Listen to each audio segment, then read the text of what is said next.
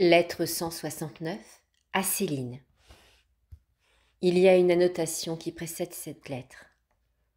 Le 28 juillet 1894, à Lamus, Louis a une crise cardiaque. Le lendemain, après avoir posé un long dernier regard sur Céline, regard qui la marque profondément, il s'éteint auprès d'elle. Les sœurs Martin accueillent avec soulagement la fin de la passion de leur père chéri et se consolent en imaginant son entrée triomphale au ciel. Malgré le désir du père Pichon de faire venir Céline au Canada et quelques résistances dans la communauté, l'entrée de Céline au Carmel est rapidement décidée. Le 14 septembre, elle rejoindra ses sœurs. Le 19 août 1894. Ma chère petite sœur, c'est donc pour la dernière fois que je suis obligée de t'écrire dans le monde. Je ne savais pas dire si vrai dans la lettre que je t'ai envoyée à Lamus en te promettant que tu serais bientôt au Carmel. Je ne suis pas étonnée de l'orage qui gronde à Caen.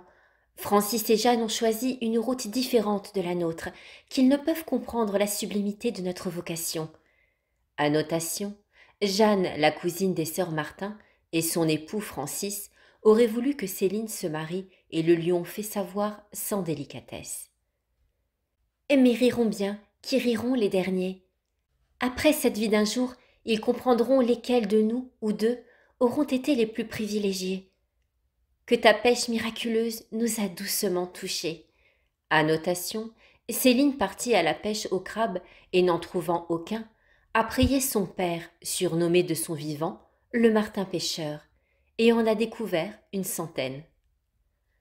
Comme ces petites délicatesses nous font sentir que notre père chéri est près de nous.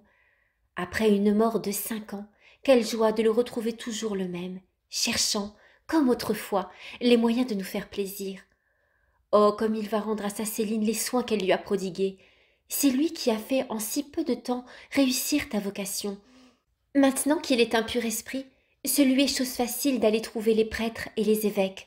Aussi n'a-t-il pas eu tant de mal pour sa Céline chérie que pour sa pauvre petite reine. Je suis bien heureuse, ma chère petite sœur, que tu n'éprouves pas d'attrait sensible en venant au Carmel. C'est une délicatesse de Jésus qui veut recevoir de toi un présent.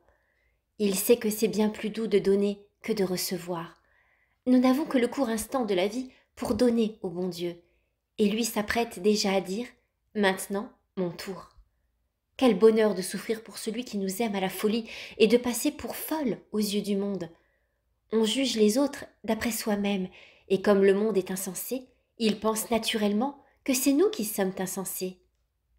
Mais après tout, nous ne sommes pas les premières. Le seul crime qui fut reproché à Jésus par Hérode fut d'être fou. Et je pense comme lui. Oui, c'était de la folie de chercher les pauvres petits cœurs des mortels pour en faire ses trônes. Lui, le roi de gloire, qui est assis sur les chérubins, lui dont la présence ne peut remplir les cieux. Il était fou, notre bien-aimé, de venir sur la terre chercher des pécheurs pour en faire ses amis, ses intimes, ses semblables. Lui qui était parfaitement heureux avec les 2 adorables personnes de la Trinité. Nous ne pourrons jamais faire pour lui les folies qu'il a faites pour nous, et nos actions ne mériteront pas ce nom. Car ce ne sont que des actes très raisonnables et bien au-dessous de ce que notre amour voudrait accomplir. C'est donc le monde qui est insensé puisqu'il ignore ce que Jésus a fait pour le sauver. C'est lui qui est un accapareur, qui séduit les âmes et les mène à des fontaines sans eau. Nous ne sommes pas non plus des fainéantes, des prodigues.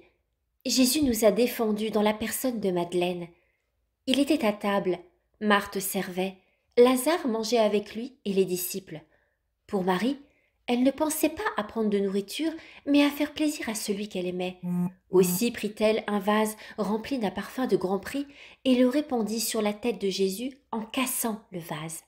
Alors toute la maison fut embaumée de la liqueur, mais les apôtres murmurèrent contre Madeleine. C'est bien comme pour nous. Les chrétiens les plus fervents, les prêtres, trouvent que nous sommes exagérés, que nous devrions servir avec Marthe au lieu de consacrer à Jésus les vases de nos vies avec les parfums qui y sont renfermés.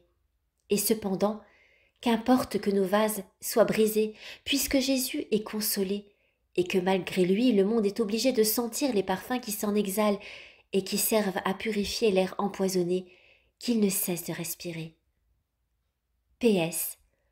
L'infirmière voudrait bien que tu trouves à Caen un demi-flacon d'eau anti-hémorragique de tisserand, 2,50 francs. Et s'il n'y a que des flacons entiers, n'en prends pas, il y en a ici, à Lisieux. Sœur Marie du Sacré-Cœur voudrait 7 ou 8 casse-noisettes.